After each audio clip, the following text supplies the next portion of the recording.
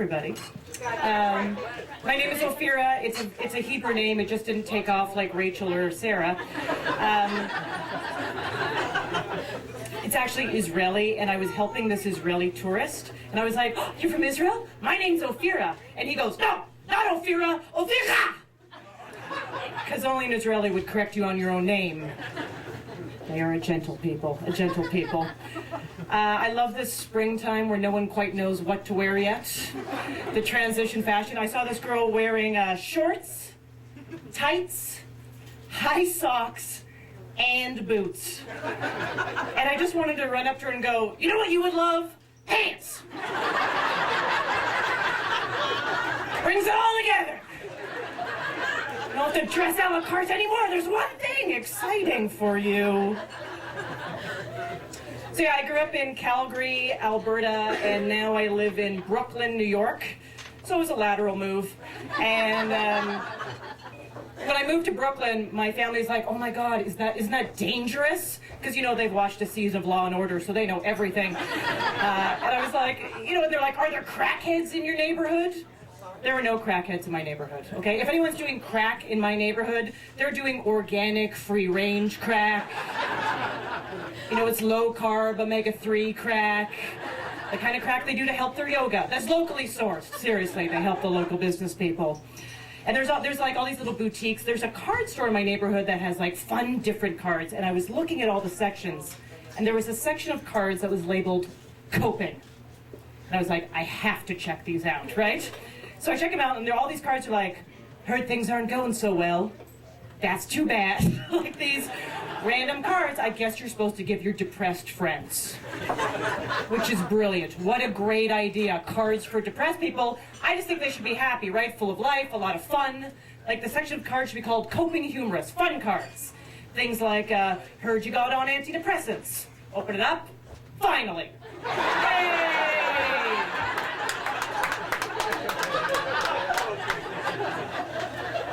I know you feel like the world is against you, but really it's just me and Mom.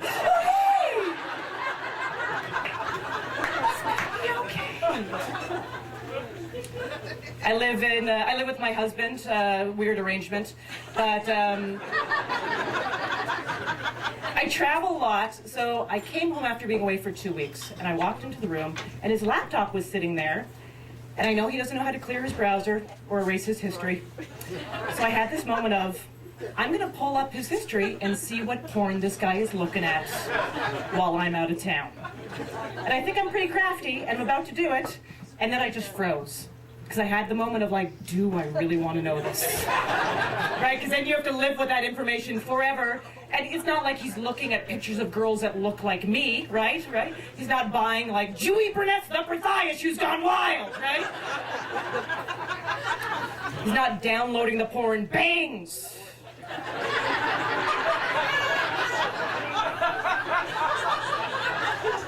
Which does exist, by the way.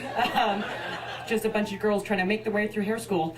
But, no, I'm his wife. He'd be looking at the opposite of me. He'd be looking at something like big, blonde, busty Christians who can't get enough, right? Because he knows I can get enough. But,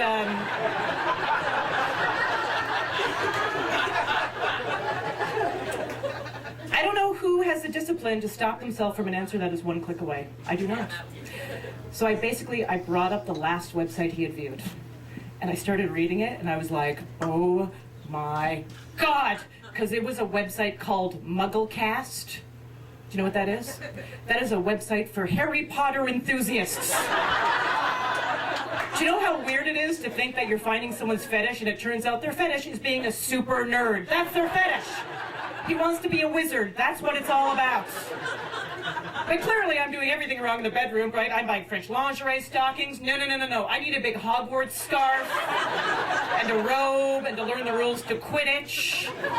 When I climax, I should go Expelliarmus or something.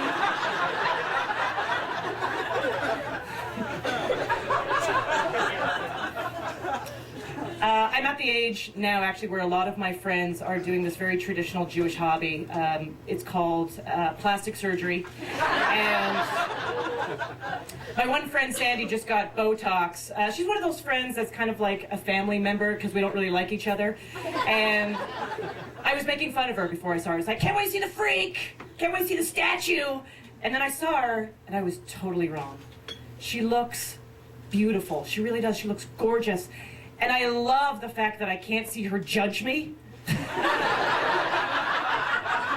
A great side effect. And I just like the expression on her face, because she just has the one, but,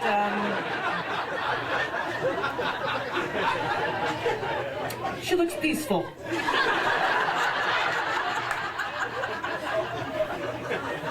We call it a tight tranquility. It's very nice.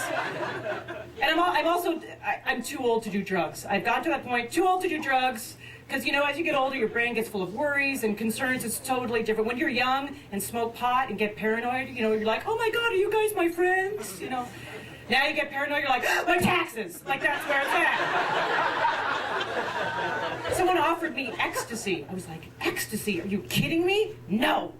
I can't imagine doing ecstasy with my current group of friends.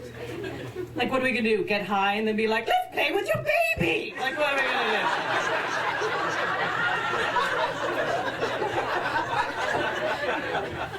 I don't get picked up a lot anymore, but I did get picked up on the bus. Yeah, that's how low the bar is in my life. And this guy had a great opening line. He goes, guess where I spent the last 15 years? I was like, Peru?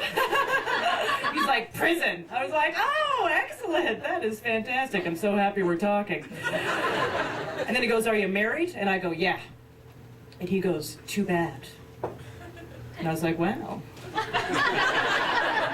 Did you go to jail for being a smooth criminal?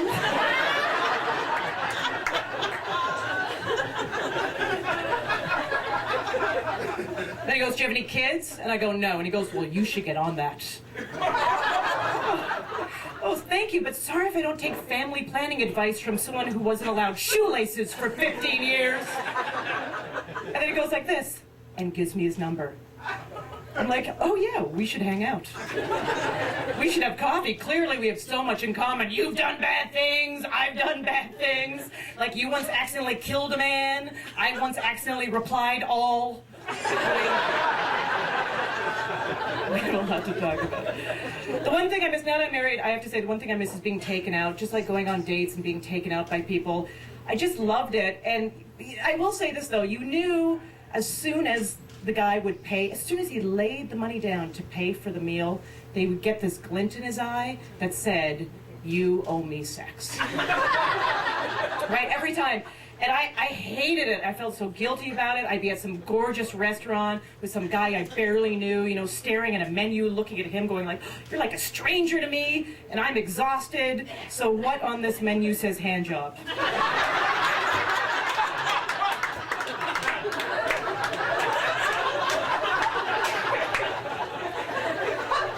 Grilled chicken Caesar salad.